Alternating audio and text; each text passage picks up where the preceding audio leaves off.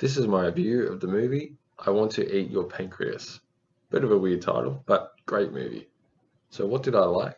Well, the two main characters, Sakura and Haruki, are the strongest aspect of this anime. They're both teenagers in high school. They really don't know themselves well yet, or what they want in life. They're just figuring this all out. And they're not very well equipped to deal with overwhelming life problems. But this is what the film explores so well because this is its main premise. How do these young characters deal with life and death issues that are plaguing them? Seeing how both these characters navigate through the horrific terminal illness that is thrust upon Sakura is the most interesting and best aspect of this anime. And the development of their relationship throughout the film is very touching. They both deeply care for each other, and you become almost helplessly emotionally invested in both of these characters. You really do want the best for them. You want them to pull through and live happily ever after. Now, once a movie, TV series, book, etc., once it has you emotionally invested in the story and or characters, they've got you. They've hooked you. And that's a good thing. It's like you are now a part of the story, and these characters have come to life. You are now emotionally invested in them. Perhaps not to the full extent, but at a certain level, they are like real people who you know. And if a story can grip you and captivate you to that extent, then it's clearly very well written. I touched on this briefly, but I want to elaborate upon the film's ability to engross you in the story, especially emotionally.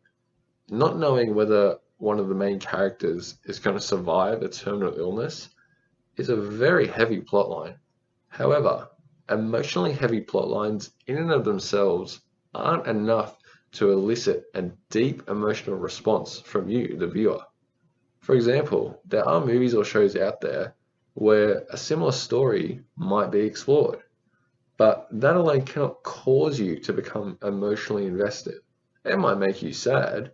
You might even cry at the situation itself, or it might remind you of something in your life that's happened. But it is the next level for this storyline to captivate you to a point where you are personally emotionally invested, where you genuinely care about what happens to these characters and are actively willing and hoping that they pull through. This is not easy to do.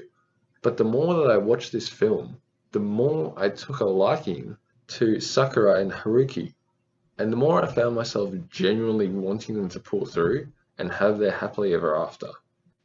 And sadly, when that didn't happen, the correct emotional response was earned.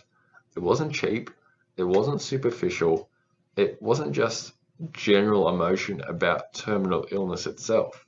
No, I knew it was deeper and more profound than that. And that's exactly what powerful and compelling storytelling can, and I would say is supposed to do to you, the viewer. Nothing short of gripping and captivating and immersion in the best possible way. Now, what did I not like?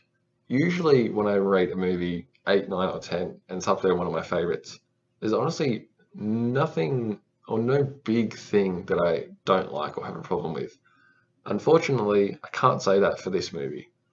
The only thing, and there's only one thing that I really didn't like, it was Sakura's best friend Kyoko and her unnecessarily mean demeanor and attitude towards Hiroki.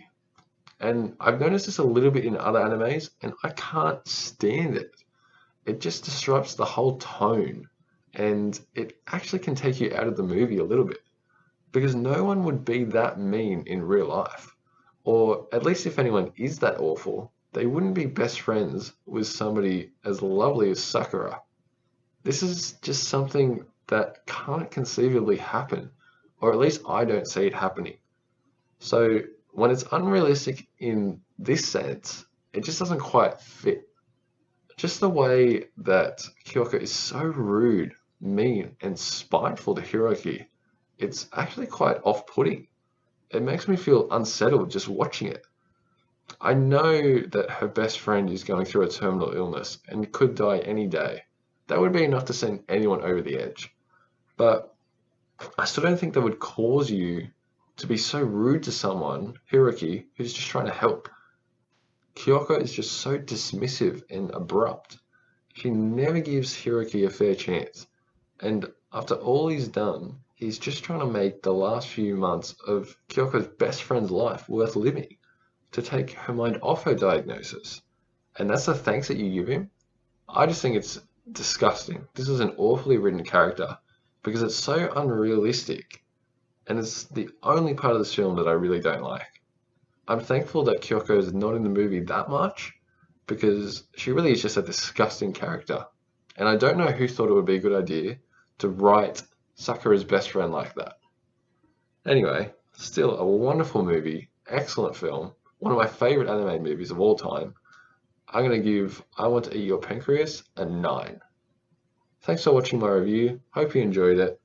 Please check out some of my other videos if you want more anime and Pokemon related content.